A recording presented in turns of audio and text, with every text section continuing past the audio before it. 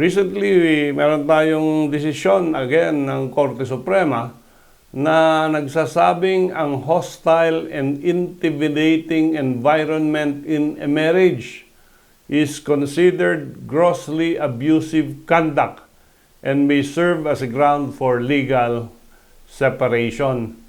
And ano ba itong grossly hostile and intimidating environment? Yung controlling attitude ng isang asawa over the husband, no, ay tinuturing na grossly abusive.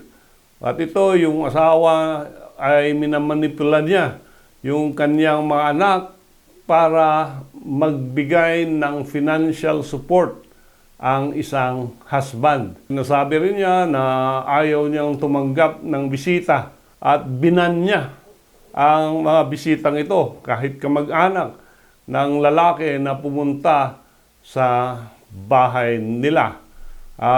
Because of this, ang sabi ng ating korte, to the mind of the court, yung ganitong hostile and intimidating environment ay kahit na tinitiis ng lalaki ay may hangganan.